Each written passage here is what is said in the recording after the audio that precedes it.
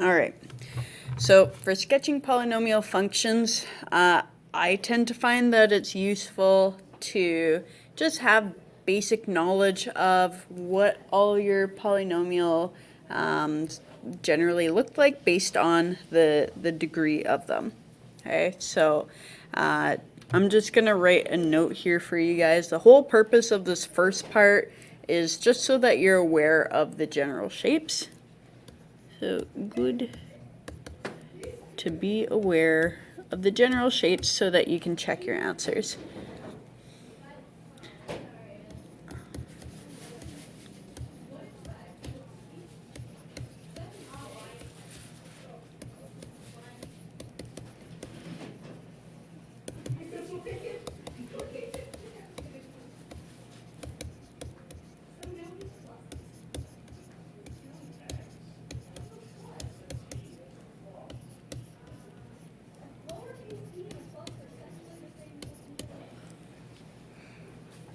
Okay, so we're going to start off with the even degree shapes. So with degree 2, I'm just going to scooch in here some examples. So for example, a polynomial with a degree of 2 would be, the simplest one would be x squared. Okay, so with this one here, we have a parabola, and for the example I gave, and also for the drawing here, we know that our leading coefficient is going to be positive, so our parabola opens up. Okay, so opens up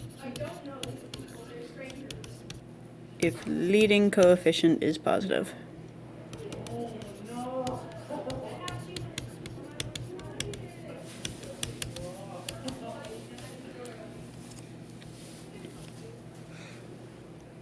Okay.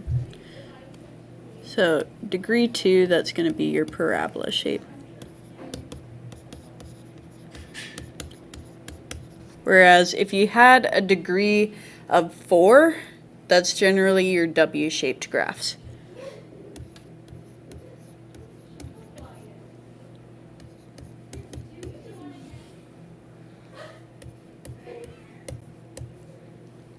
Okay, so for example, we have negative x to the power of 4. Okay, so when your degree is 4 and your leading coefficient is negative, your polynomial is going to open down. Okay, or open downwards, I should say.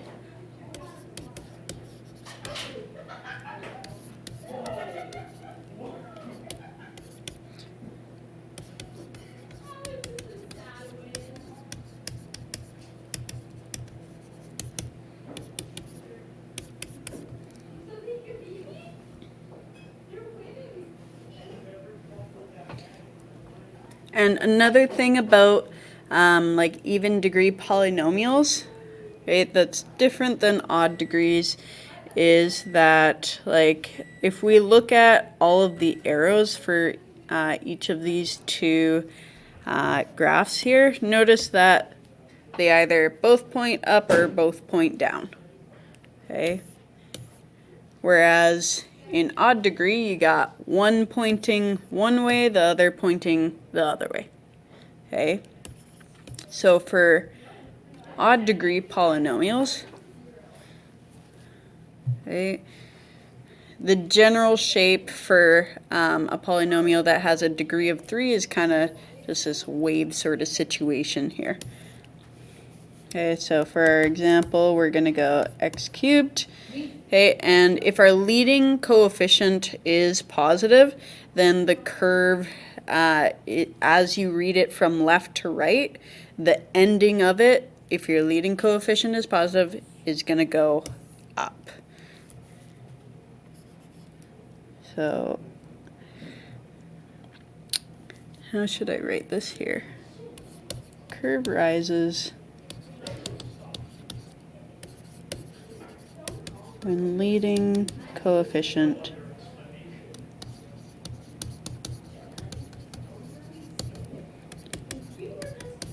is positive.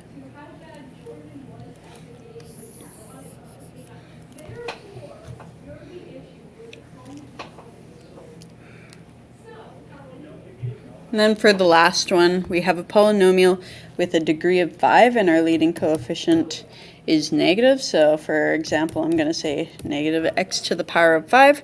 Okay. So because we have a negative leading coefficient, as you read the graph from left to right, it's going to be falling on the right-hand side because of your negative leading coefficient.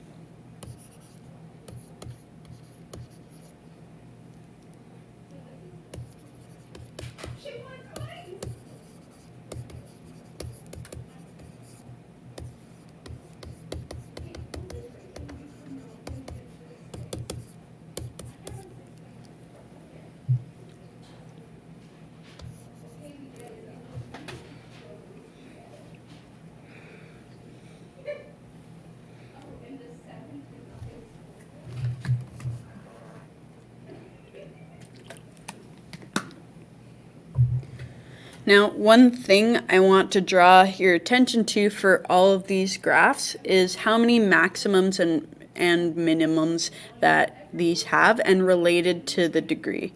Okay, so if we're looking at our polynomial with a degree of 2, notice that it only has one horizontal tangent or maximum or minimum. Okay, whereas for degree 4, we've got 1, 2, 3. Hang on 1 second. 1, 2, and 3. Okay, so the comparison that I'm trying to draw here is you take the degree number and you just subtract 1, and that's going to be how many maximums or minimums that you're going to have in your graph. Right? So for degree 3, right, we have 2 total maximums and or minimums. Okay, might be more accurate just to call them horizontal tangents there.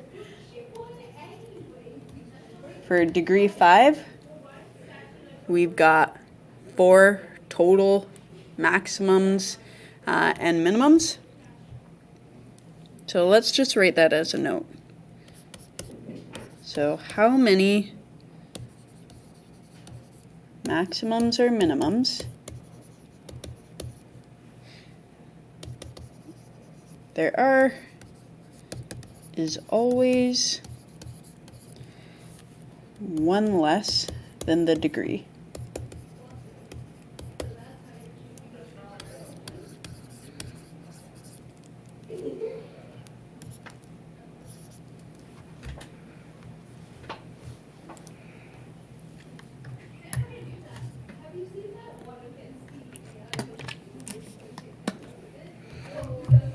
And I'm going to scooch in total, let's say.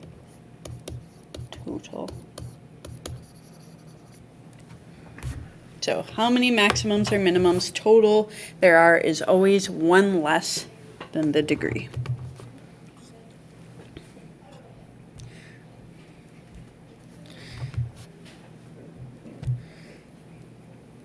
Alrighty, so for sketching polynomials, important to know the general shape of what the polynomial should look like.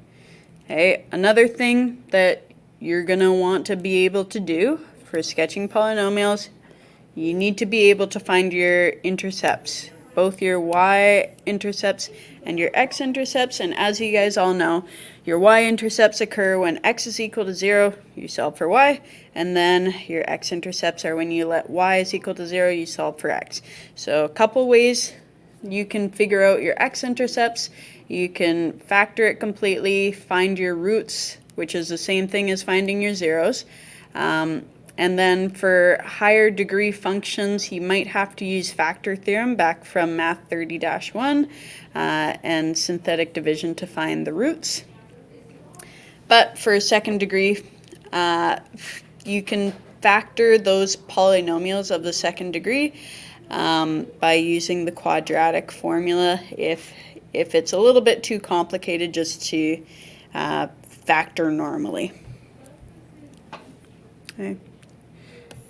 Next thing you're going to have to do in order to sketch a polynomial is you need to be able to do that first derivative test that we've been practicing. Okay, so in order to do that, as you guys know, you need to differentiate, or in other words, take the derivative of your function and state the critical values when your first derivative is equal to 0, and also when your first derivative does not exist. That's another critical value there. Okay. Then you take your number line, place your critical values on said number line, figure out where the graph is rising or falling, okay, or increasing and decreasing, and then you're going to use that analysis in order to identify your local maximums and minimums. Okay, and another thing that we're gonna need to do here is we're gonna need to find the y-coordinates of those absolute, or not just absolute maximums and minimums, but also the local max or mins. And in order to figure out those y values, super important that you substitute your x values for those local or absolute maxes and mins into the original function, f of x. Whatever you do, do not substitute in your x values into the first derivative. Okay, so let's make a note of that. Substitute into the original function. Substitute, I should say, the x values. The x values. Okay. And it's the x values of your critical values. So for maxes and mins, that would be when f of x is equal to, or yeah, f prime of x is equal to 0.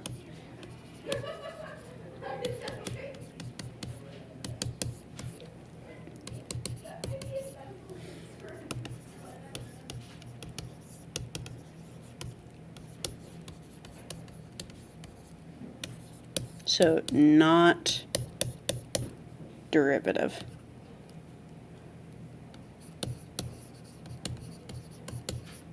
Yeah, not derivative, derivative. Okay, so substitute into the original function, do not substitute into the derivative function.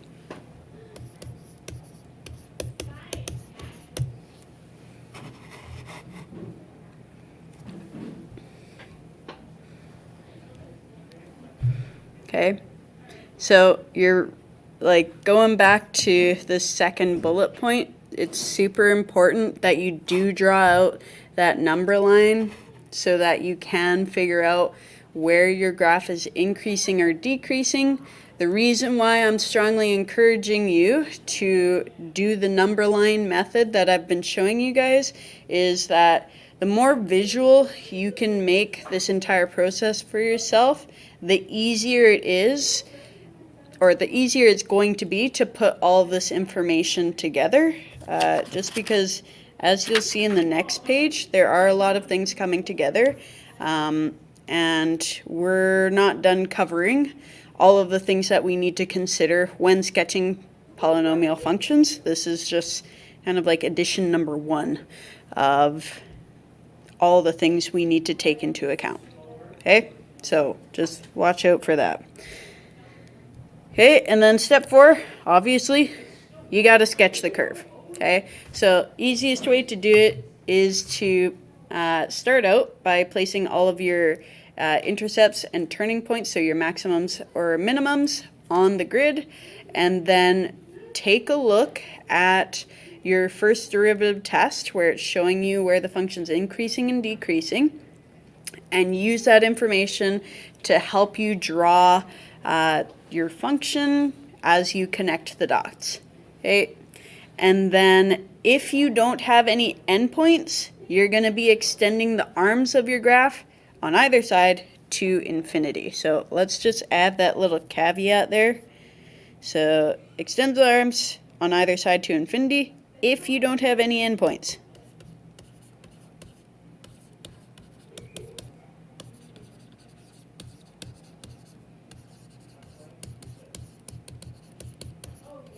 So if you don't have any endpoints, just remember that all polynomial functions are continuous.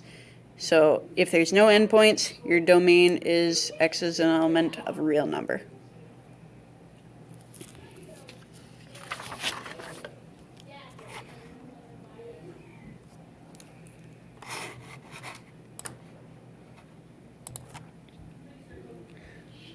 All right, let's move into our example here. So fully sketch y is equal to 12x minus x cubed using the intercepts and the first derivative test. Okay, so looking at the function that we're given, I'm like, oh, okay, so it's like a cubic function, right? So with a degree of 3, so it's probably going to look kind of like this one right here.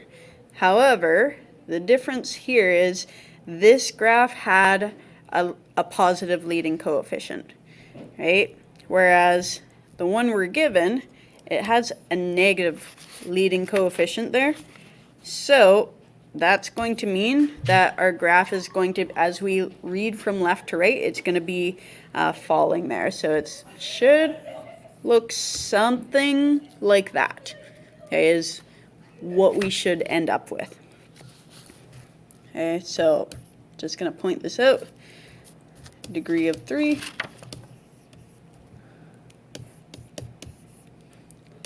Negative leading coefficient. If you're thinking to yourself, how on earth is that -1 the leading coefficient because it's not the first thing in this function? Well, technically, if you were to rearrange this function so that it goes from biggest degree term to lowest degree, right, you'd have that -x cubed plus 12x. So that's why it's leading. All right. So step 1, we're going to take care of intercepts here. So step 1, intercepts.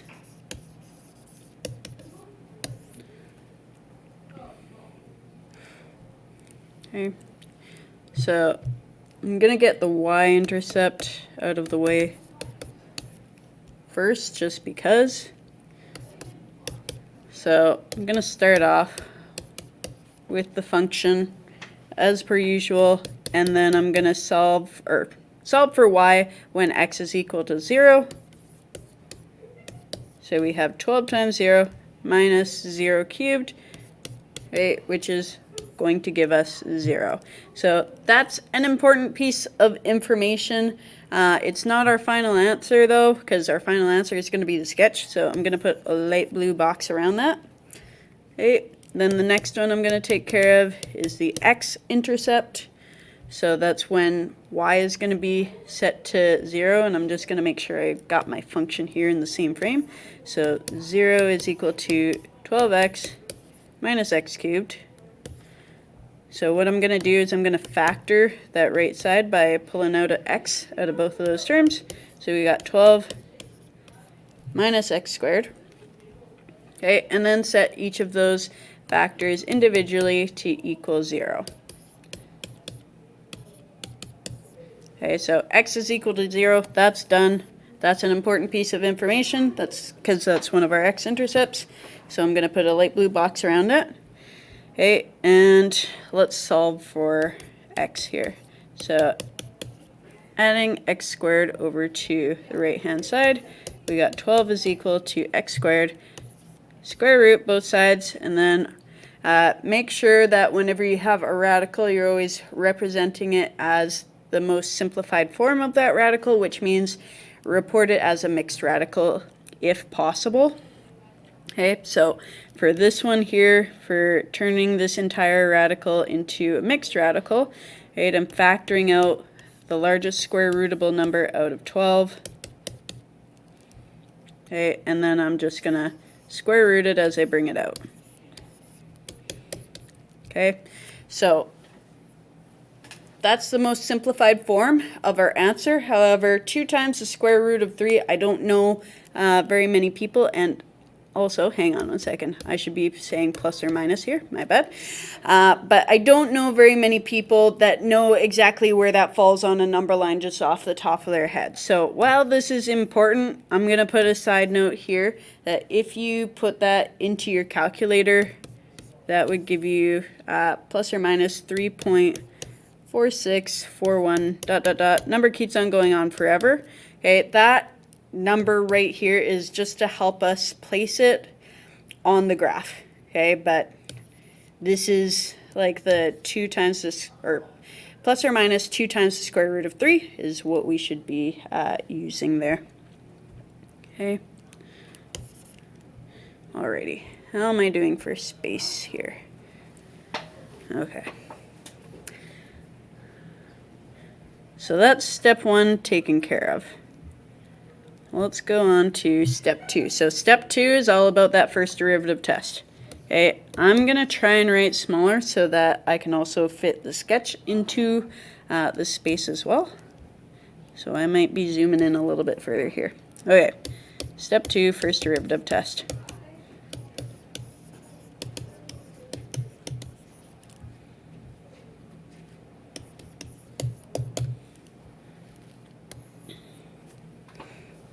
Okay, so we're going to be taking the derivative, factoring, and figuring out where our critical values are. Okay, so taking the derivative of this function here, that 12x minus x cubed, okay, that's going to give us 12 minus 3x squared. Okay, and now we're going to factor. So if I have y prime, and I'm factoring out a 3 out of both terms, so 3 times 4 minus x squared. You always ask yourself when you're factoring, are you done? For us, the answer is no as of right now. Oop. I don't know why that's... Oh, there we go. So difference of squares, y prime is equal to 3 times 2 minus x, 2 plus x. Okay, so now that we have it completely factored, now we're going to be worried about, okay, where are our critical values there?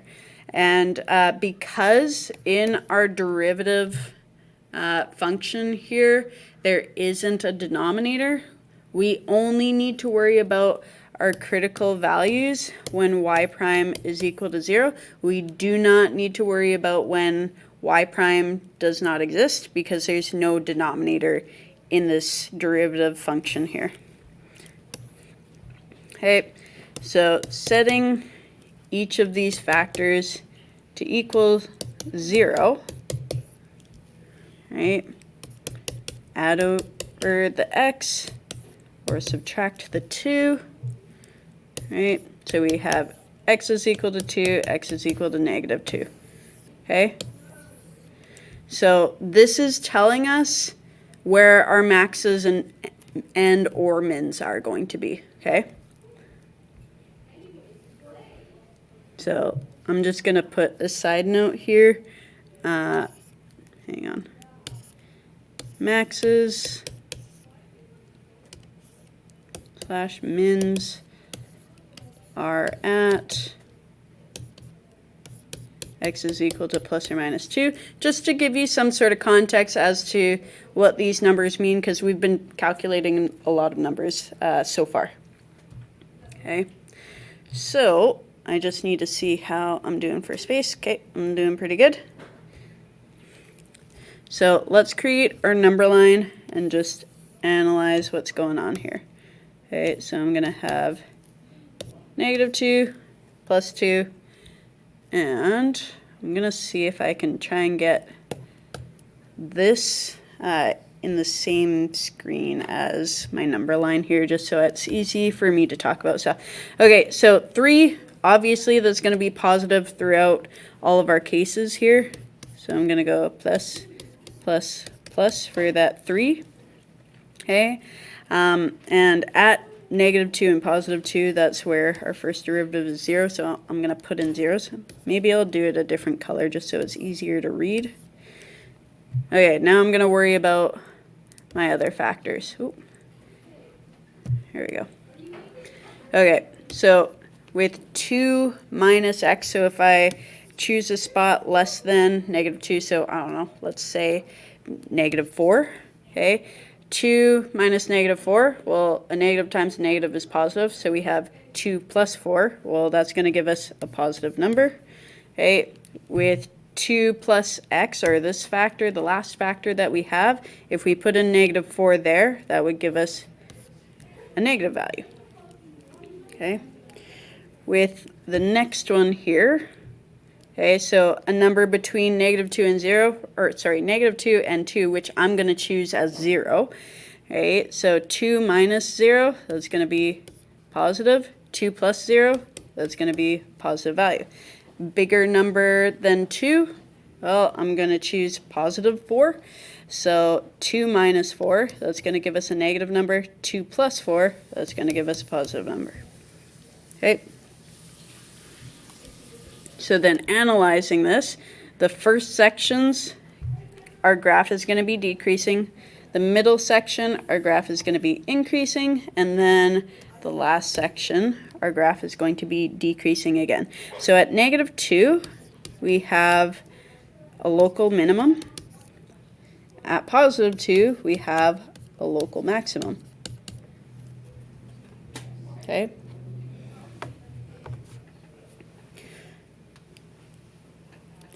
So the reason why I'm not talking about absolute maxes and mins right now is for 2 reasons.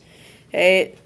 The reason why I've only talked about local maxes and mins versus absolute maxes and mins is because all local maxes or mins can be absolute maxes and mins, but not all absolute maxes and mins can be locals.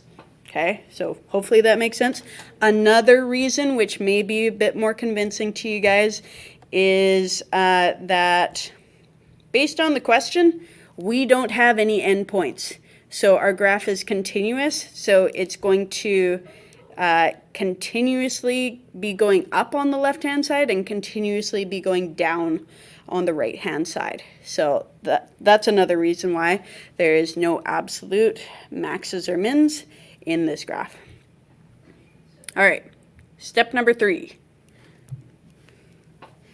This is where we're going to figure out all of the y-coordinates for our maxes and mins, so our critical values. Okay, so step 3, find maxes, find y-coordinates, I should say. Find y-coordinates.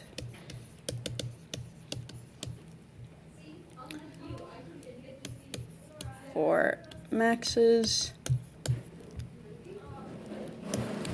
/ mins.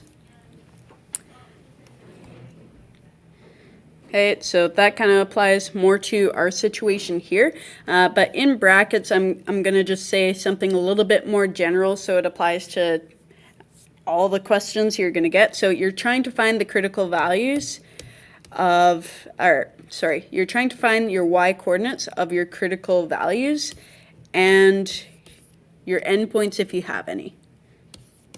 But since we don't have any, that's why we're just focusing on finding the y-coordinates of our critical values, which are our maxes and mins.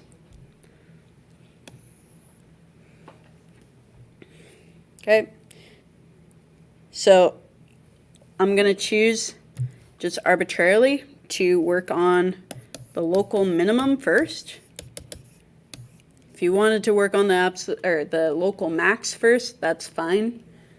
The local min, we said, happens at x is equal to -2 from our analysis here. Okay.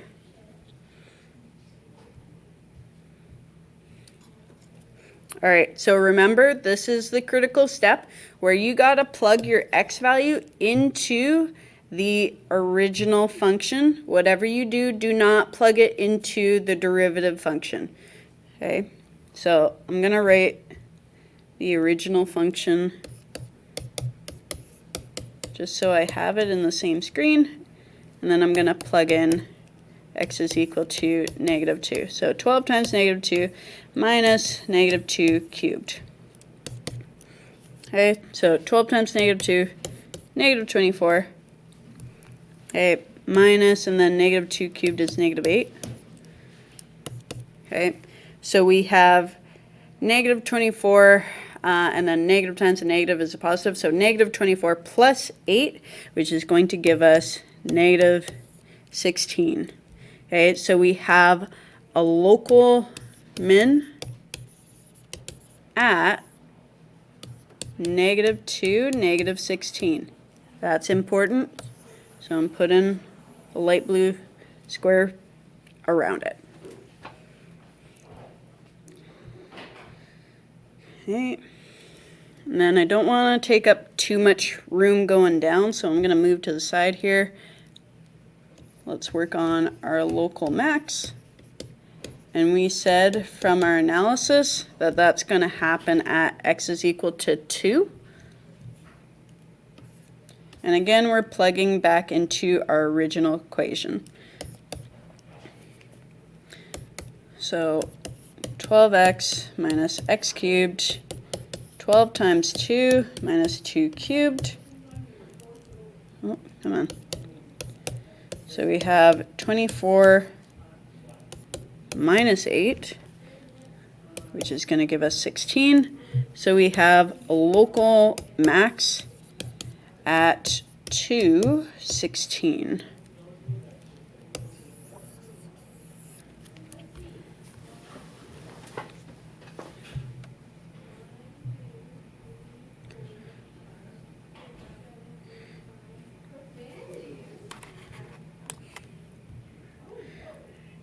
All right, so I'm doing pretty good for space here. So I'm gonna draw my Cartesian plane, if this will let me.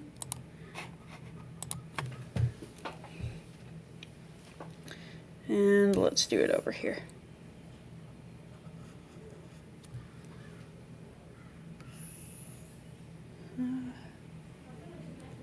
Let's go like that. Okay. So according to our directions here, and by directions I'm meaning at the bottom of the previous page. Okay, the first thing we want to do is place all our intercepts and turning points on our Cartesian plane. Okay, so our intercepts, that's at 0, 0. Okay, so that gets those two. Okay, and then the x-intercept in addition that we need to worry about is at that plus or minus 2 times the square root of 3, which is at 3.46, blah, blah, blah. So what I'm going to do here, and I'm going to try and draw my tick marks on the x-axis a bit spaced out compared to what my scale will be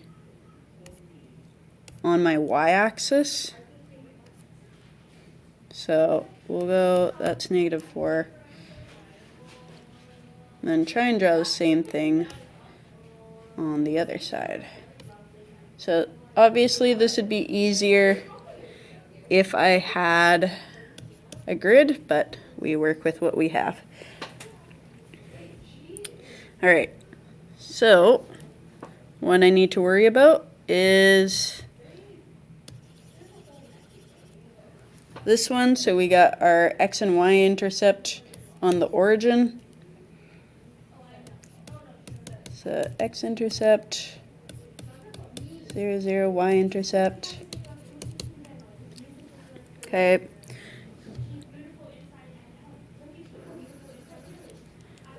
Kind of eyeballing that 3.46 right here. So where am I going to write this? We'll say -2 times square root of 3, 0, x-intercept, and then same thing over here.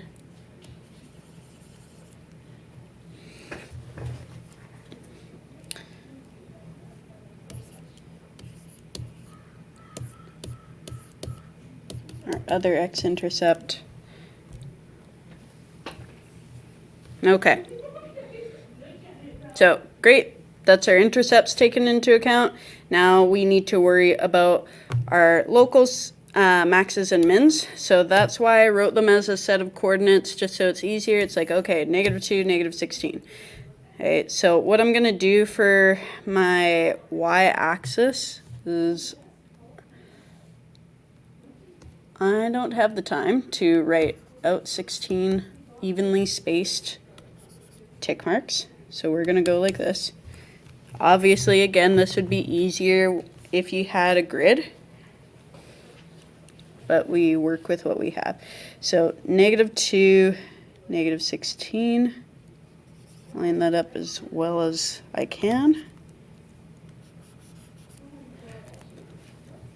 And then +2, +16. There we go.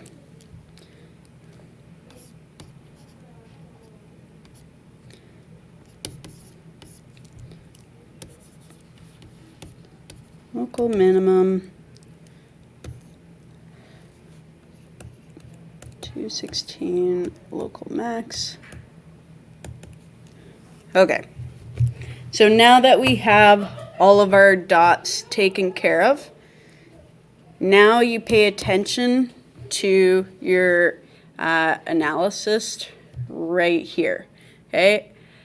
And so this is when it's nice when you've just got the information visual about where it's like where the graph is going to have a negative slope and where it's going to have a positive slope. So looking at below -2, okay, it's going to have a negative slope, okay? And then we go to that local minimum. So I'm going to start drawing this. So I'm going to start up here, go through my x-intercept, and then, oop, that line wasn't very straight, but that's okay.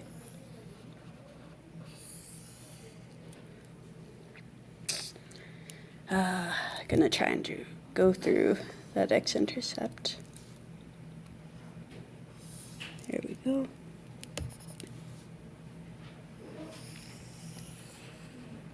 Okay, that's better. Okay, now for the next section, we have a positive slope. So, and then it goes positive slope up to our local maximum. And we got to make sure we got to go through the origin here. Okay, so I'm going to go like this. And then like that. And then for the last section past our local maximum, we have a negative slope once again, and we got to make sure that we go through the x-intercept. Like so. And then I'm gotta make sure to put arrows on either sides of the graph. Okay, so as you can see, putting in those x-intercepts, y-intercepts, and any critical values really helps, because after you get those in, then it's just a matter of looking at this thing and putting the information all together. Okay.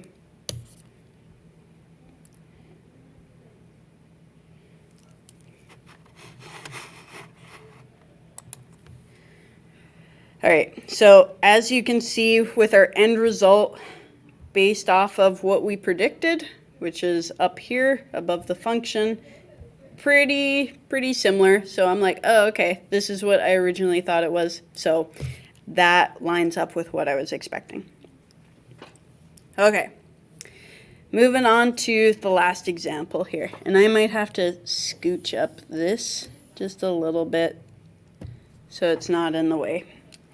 But keep in mind, again, for this stuff, I am expecting you to label important parts on your graph, such as your x-intercept, y-intercepts, local maxes or mins, absolute maxes or mins. I am expecting you to label all of that. All right. Now, in this example, we are not given our function, which is kind of annoying. However, we're given a lot of information that tells us what's going to be happening here. Okay? So just a reminder, your f of x, like that is your y. And looking at this first part here, they have a 0 plugged in for the x spot. So whenever x is 0, it's talking about your y-intercept. So they're saying that we have a y-intercept at 0, 4. Okay, so for these types of questions, I highly recommend making notes on each of the lines of information, because if you don't, I find that it can get overwhelming. Okay, with this next line here, it's saying, okay, f of -5, f of -1, f of 1, and f of 5 are all equal to 0. So that's telling you you have x-intercepts at x is equal to -5, -1, 1, and 5. So let's write that. X-intercepts at x is equal to, I'm not going to write out all the coordinates, I'm just going to say x is equal to -5, -1, 1, and 5. Okay, that's what that piece means. All right, f prime of 0 is equal to f prime of positive and -3 is equal to 0. So this is telling you that if you have your first derivative equal to 0, you got either maxes or mins happening. Okay, as of right now, we don't really know which is which, but that's okay. So these are maxes slash mins. Okay, and they're critical values at x is equal to plus or minus 3, as well as 0.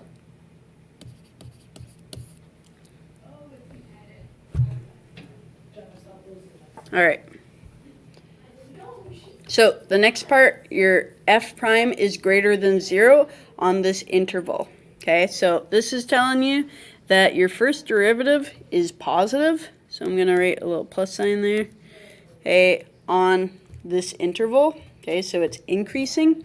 So this is going to be super handy for you to write out a little number line. Okay, so it looks like our critical values for this, I'm going to use -3, 0, and positive 3. Oh, I'm going to space that out a little bit better.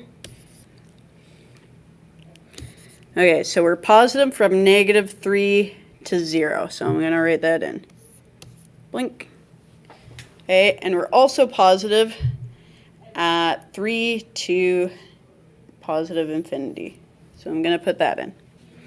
Okay, now our first derivative is negative, so I'll put a little negative sign. From -infinity to -3, so we're going to go like that, and 0 to 3. So we're going to go like that. Okay, so as you can see, we got a local minimum here at -3 and positive 3, local min, and we have a local max at 0.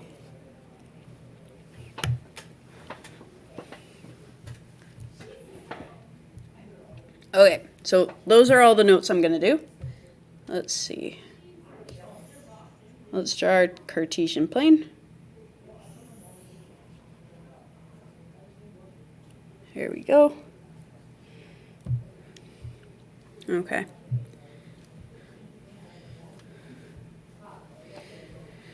So I'm looking at my x-intercepts here because that appears to be where my lowest important point is. So the lowest important point on the x-axis is -5, and the highest critical, or sorry, not critical point, but important point is +5. So I'm going to make sure that there's 5 tick marks on either side here. So 1, 2, 3, 4, 5. I'm going to try to evenly space these. 1, 2, 3, 4, 5.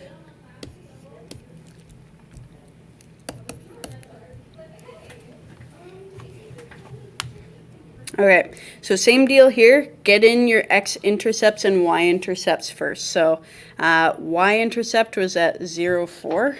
So another thing I'm going to do is 1, 2, 3, 4. So I'm going to do that a different color. So there's my y-intercept, 0, 4. We have an x-intercept here.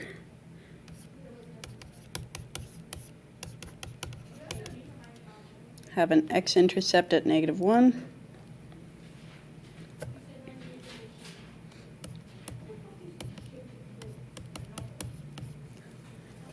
+1.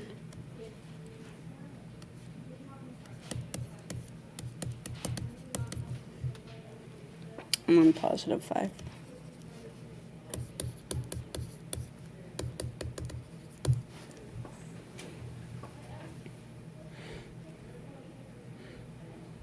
Okay. So we got all of our intercepts in. Okay, next step we would do our local minimums and maximums. However, the problem here is we don't have the function, so we can't figure out what the y value is of the local minimums and maximums because we don't have the function and it's not, like, those values aren't given to us. Okay, so if you can't get the value, you kind of just gotta eyeball it, and like for this case, because there's no way to get that information, make it obvious that it's a minimum, but there's no expectation that you know how low to go. Okay, so let's do our little sketching. So I'm gonna have to move that over. Okay, so with this first part, I'm starting by going down because it says, like, below -3, we have a negative slope. Okay, and our local minimum happens at -3. So I'm going to choose, we'll say our local minimum is right there. Okay, so we know the x value for sure, we just don't know the y coordinate. Okay, now I gotta look at my analysis here and be like, okay, between -3 and 0, we have a positive slope. So I gotta go up, make sure I go through my x-intercept, and then I gotta keep on going up to my y-intercept. And then between 0 and 3, we have a negative slope. So then I'm gonna go down through my x-intercept, and then at x is equal to 3, I got another local minimum. Okay, so I'm just going to choose, because there's no way for me to get the y coordinate, I'm just going to choose this far down. But it's important that we put it at x is equal to 3 because we do have that information. All right, next part, we know beyond 3, our graph is increasing. So I go back up, make sure I go through the x-intercept, and put an arrow at the end, or at both ends of my graph, because we don't have a domain restriction. So with the question of, like, since we don't have any information for, like, how far down to put our local minimums, the question is, should we make them, like, go down like the same amount, or like have them go to kind of the same-ish y coordinate? You can if you want to, or you can have them at differing heights. How I have them, simply because we don't have enough information to say if the minimums are at, like, the same y coordinate or not. That's why it's fair game to put them either at the same level or at differing levels for your local minimums there. But yeah, the key thing there is that we can do that because we do not have access to that information. However, for our other graph, we did, so that's why it mattered there. Okay.